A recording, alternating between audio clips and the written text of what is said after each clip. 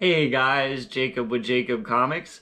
Alright, we have a really fun episode. We're going to be reviewing Gold Goblin number 4 with Norman Osborn as the Gold Goblin and, his demons that are haunting him and an actual Queen Goblin that's haunting him too. All right, now before we get dived into this issue, I do want to let you guys know about the 600 subscriber giveaway. When we hit 600 subscribers, we'll be giving this book away. It's a Marvel #1 variant. All you have to do is like the video, comment down below, and be subscribed to the channel. When we hit 600 subscribers, we'll raffle the book off based on comments on the road to 600. All right, guys, let's get dived into Gold Goblin 4. Now, as always, we're going to be going heavy into spoilers, so if you don't want to be spoiled for the issue, that's your warning. Next up, we always shout out the creative team, because without the creative team, we wouldn't have a comic book, right, guys?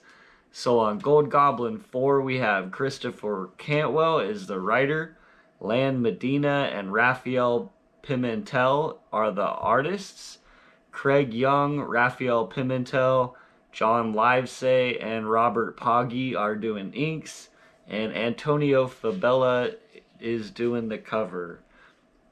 And we start where we left off, where Norman is kind of feeling good with himself. He feels like he's saved Owen, and Owen's getting help now, and so just things are looking on the up and up. He got beat up a bunch in Dark Web, but they saved the day, and so he's just feeling better. He's talking with Peter, and he tells Peter, he trusts him so much that he gives him carte blanche to do whatever he wants with his laboratory. He says, "You're brilliant, Peter. I'm honored you're at the firm, and I trust you to do great things."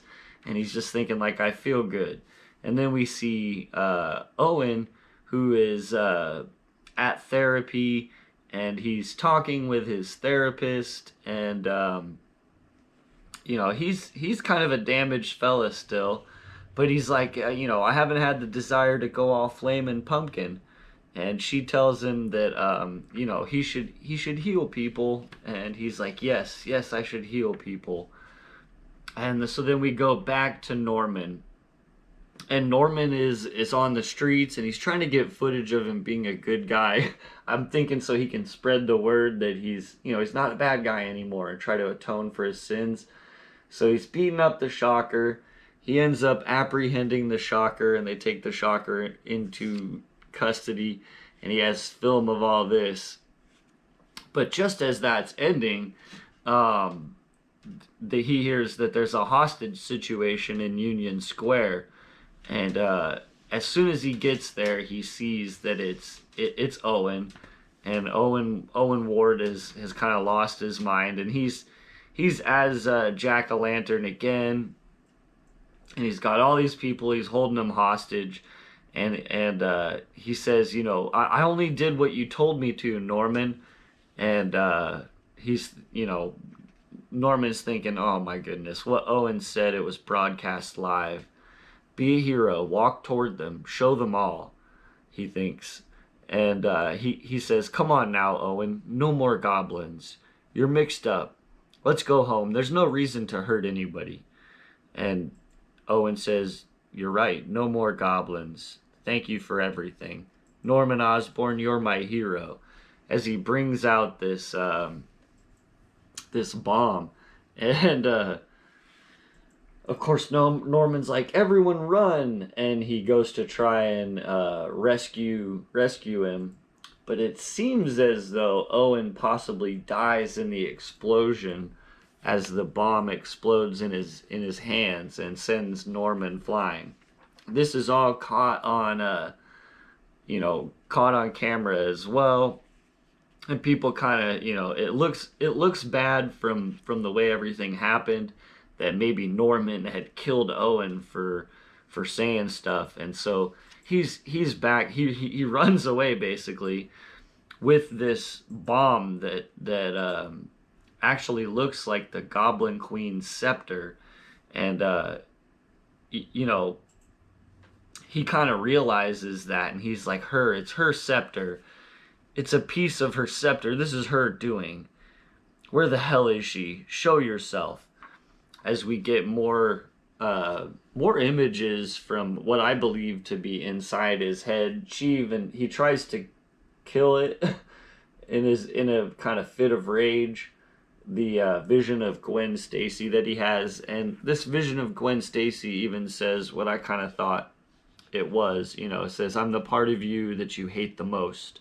I'm the closest thing you'll ever have to a conscious Mr. Osborn, so I suggest we try to get along from here on out, okay?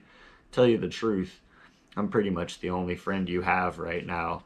As there's a knock at the door, and it's Peter. Peter's super upset with Norman for what happened, and he demands that Norman give him the Gold Goblin costume. And so Norman agrees, and he goes to Owen Ward's funeral and kind of stands at the outskirts, and the news reporters catch a glimpse of him and come start trying to harass him and ask him questions. What did you do to Owen? And he's like, I'm not taking any questions. And he gets into his limo, and he's super upset. He knows that she's set him up on this. And what do you know? His limo driver literally turns into Gold Goblin right there. And she's like, stare into my eyes. I'll read this. She goes, "I think it's time you finally burned for who you really are. And now that the world is ready to hate you again, I think it's time for you to have these sins back. Now gaze into my goblin eyes and become the man who you're meant to be." As it says, to be continued. So yeah, no, this one, again, man, I'm enjoying this Gold Goblin run. I don't know if it's an ongoing run or if it's just a little mini series, and we're gonna get, there's a eventual outcome to this storyline that they already have planned. I'm not sure, but I'm hoping that Norman, can somehow defeat Goblin Queen and retain the good version of Norman that he is. I don't know. I'm having fun with this run. What can I say? The artwork on this issue was just, and I don't think this was particularly any of the artists on the issue. I'm not saying anything bad about an artist on the issue. You could kind of tell in parts though that it got handed off, and the art style is not completely the same throughout. And yeah, I don't know. I've been enjoying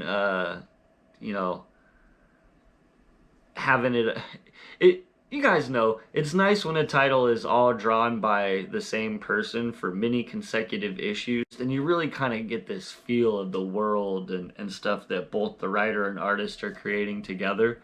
And sometimes if a little bit of a different artist style comes in, even though that may not be like bad art or anything, it could be really great, but it just kind of throws off the pacing a little bit. I think that's the only thing I could say negative about Gold Goblin 4.